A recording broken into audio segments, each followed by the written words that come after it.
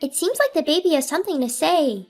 At the celebration for my son's 100th day since birth, my 8-year-old niece began to say this while glancing at my husband. Can you tell me what the baby is saying? When my niece said, "Sure," cheerfully, she began to say the most astonishing things. In the midst of our relatives murmuring, my husband turned pale and trembled slightly. No wonder, as the niece had figured out an outrageous plan that should have been known only to my husband, and I clenched my trembling fist in surging anger. My name is Jennifer. I'm a 24-year-old housewife. I married my husband Robert a year and a half ago, who is 2 years older and a company employee, and we had a son, Benjamin. Every day I was busy with unfamiliar parenting, but we three were living happily. My sister and her husband, who lived nearby, frequently came to our house and have been a great help, assisting with household chores and providing companionship since I was pregnant. While talking to my sister one day, I heard something shocking from her. That was, my niece Emily, who was 8 years old, had a strange power. One day, when my sister was going out with Emily seriously suggested a different route, saying, "It would be better to go this way because there will be an accident if we go the usual way." Out of precaution, my sister followed Emily's advice. The next day, they found out from the news that a massive accident involving multiple cars had happened on the route they were supposed to take. My sister was scared when she thought about what would have happened if she hadn't believed Emily's words. In addition to that, Emily had also predicted that a burglary would occur in the house next door, and it did happen. The neighbor, who was persuaded by my sister in advance, had evacuated to our parents' house with her valuables on that day, so no harm was done. However, as someone who's not a fan of the occult, I was scared when I heard my sister's story and didn't believe that Emily had a mysterious power. I also told my husband about Emily's story, but he didn't take it seriously and just shrugged it off, saying, "Wow, that's amazing." Around the time I was pregnant, my husband started coming home drunk late at night more and more often. I'm sure Robert will change once the baby is born and he becomes a father. That's what I was hoping for, but nothing changed even after the birth. "We'll raise the child together after he's born." Robert's words, which had been like a mirage, were all left to me to handle after the birth. What's worse, my son, who had finally fallen asleep, often woke up because of Robert's loud voice saying, "I'm home," when he came home drunk. I ended up having to continue to soothe my crying son Benjamin in my arms. "Hey, could you please moderate your drinking and come home a little earlier? Benjamin wakes up, you know." "I can't help it. I have work socializing. Do you realize who's providing for our life? Don't complain all the time." Upon hearing my husband's yelling, my son started crying even more. "Be quiet, Benjamin. Jennifer, you're his mother. Calm Benjamin down." I was angered by that comment, but there was no point in arguing with my husband, who is drunk and overconfident. So I had no choice but to go to the bedroom and put my son to sleep. 2 weeks later, on my husband's day off, my sister and niece came to meet my son for the first time. Upon seeing little Benjamin, my niece, Emily, cooed, "Aw, he's so tiny and cute." But after a while, she started glancing at my husband, Robert. "Emily, what's up?" Jennifer, the baby seems to have something to say." Emily whispered to me, saying, "Keep this between us. Don't let Robert know." Upon hearing what she said, I was so astonished that I lost my words and found myself staring at my husband. Robert, oblivious to all of this, looked rather confused. "But babies can't talk yet." "That's the truth. That's what I'm telling you." "But still." "He doesn't want to leave Mom, so he's warning you about Dad." I couldn't believe the unrealistic story, but my niece was so serious with tears in her eyes that I couldn't help but worry. So, after my sister and niece left, I asked my husband, "Are you hiding something from me?" He quickly denied it. "Why would you suddenly bring up something like that?"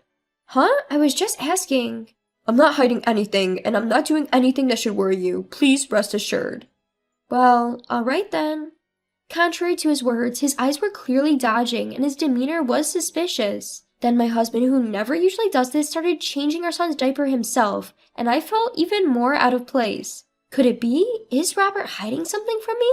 The mysterious words Emily had said wouldn't leave my mind, and I started to feel uneasy about my husband. The next day, after my husband went to work, my sister and niece suddenly showed up at my house. "Sorry for coming so suddenly. Emily insisted on coming to Jennifer's place." My sister looked apologetic, but my niece's expression was serious. "Don't apologize, sis. Welcome. Emily, please come in." When I nodded, my niece neatly arranged her shoes and entered the house, looking fondly at Benjamin, who was sleeping in the crib. But while I was preparing a drink in the kitchen, I noticed that my niece had gone to my husband's study and was staring at one point. "Emily, what's going on?" "Jennifer, it's hidden here." "What?" When I followed my niece's pointing finger to my husband's bookshelf, I found his hidden diary and some documents tucked between the books. I had no idea my husband kept a diary, but I couldn't help but peek inside, even though I felt bad about it. There, in vivid detail, was a shocking plan my husband had been secretly concocting. I can't believe he was planning something like this. I was scared, my hands were shaking, and at that moment, I finally realized that Emily's mysterious power that my sister had told me about was real. When I showed the diary to my sister, she was surprised, but she gently held my hand and said, "It's okay, I will protect you, Jennifer. Because I'm worried about you, Jennifer, can Emily and I come here whenever Robert is off work?" "Of course, sis, thank you." As I felt reassured by my strong sister, tears started to flow. My niece was looking up at me, worried. "I'm sorry for doubting you before, sis. Emily's words were true, weren't they?" "I told you, didn't I? But I'm really glad we caught it before it got serious." "That's true. It's all thanks to Emily. Thank you." Not at all. You're welcome. Although I returned a smile to my niece who was smiling shyly, I felt my love for my husband gradually turning into resentment. I won't let this go. I'll get back at him. Thinking this, I decided to take revenge on my husband at our son's first meal ceremony, where both of our parents would be present. From then on, my sister and niece would come to our house whenever my husband was off. However, my husband, who had been friendly at first, gradually became grumpy. Eventually, he started wanting to go out to be alone with me, even when my sister and niece were there. Hey sis, do you mind taking care of little Benjamin for a while so Jennifer and I can go on a date, just the two of us? "No, that's impossible, Robert. Benjamin will just cry nonstop without his mama, right?" But I think Jennifer needs a break sometimes too. Even just getting outside and breathing in the fresh air could be refreshing. "Well, in that case, there's no need to go out and about. Why don't you two go out into the backyard and get some fresh air? It's such a beautiful day, it'll definitely feel good."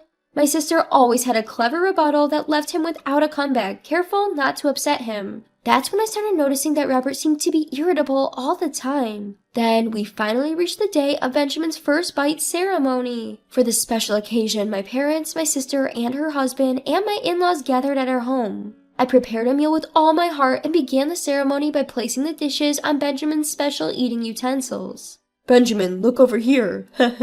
So cute. Robert, completely smitten with his son, was filming the event with a beaming smile. My father-in-law looked at him with a delighted expression and said, "Robert, you're such a great father."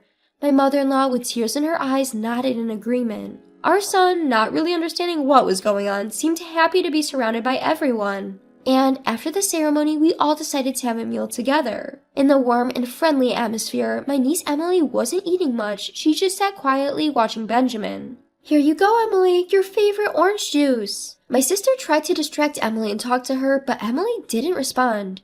I started to worry if she was sensing something again, and that's when it happened. Robert, do you love money more than Jennifer? With Emily's words directed at my husband, the lively atmosphere came to a standstill, and everyone froze in their seats, their eyes fixed on Emily. "Emily, why would you say such a thing?" "Because the baby told me so." My sister and I exchanged surprised glances, but everyone else seemed confused. "Come on, Emily. Little Benjamin can't talk yet, can he? You shouldn't tell lies, okay?" Robert, sitting next to her, was laughing as he patted Emily's head, but she angrily pushed his hand away. "It's not a lie. The baby said, Daddy's trying to get money by pushing Mommy from a high place." "Daddy? Me? No way, I would never do such a thing." "Benjamin said, I love Mommy so much. Stop it, Daddy." Upon hearing Emily's words, everyone's faces went blank. Among them, only Robert became pale, his lips trembling. "That's absurd. Stop making things up."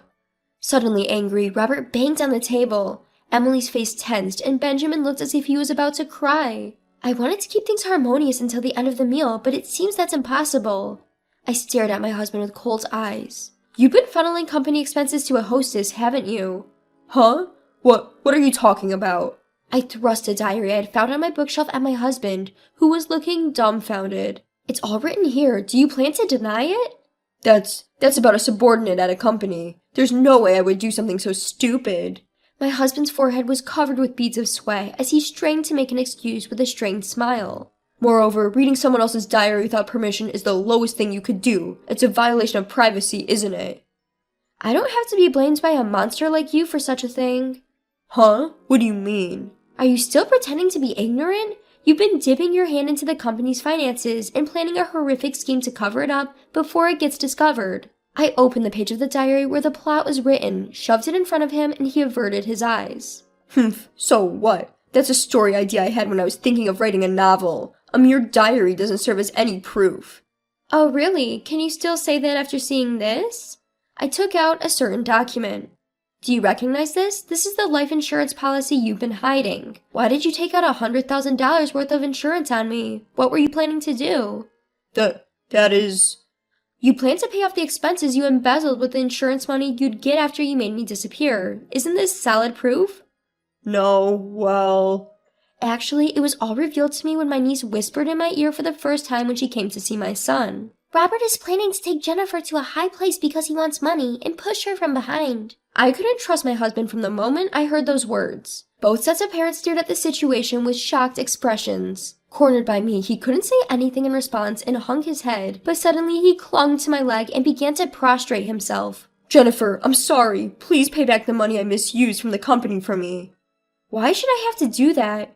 Don't say things like that. We're a couple, aren't we? If the company finds out, I'll be fired. Then how will we live? My husband had lightly considered my life for his own safety. I regretted deeply why I had gotten together with such a man. I can't be a couple with a scary person like you anymore. Let's divorce for the sake of Benjamin, because it's a bad influence. I shoved the filled out divorce papers in front of my husband and claimed $20,000 in damages and $500 a month in child support. No way. Benjamin is still small, isn't he? It's not a joke to pay such a large amount of money on top of getting a divorce.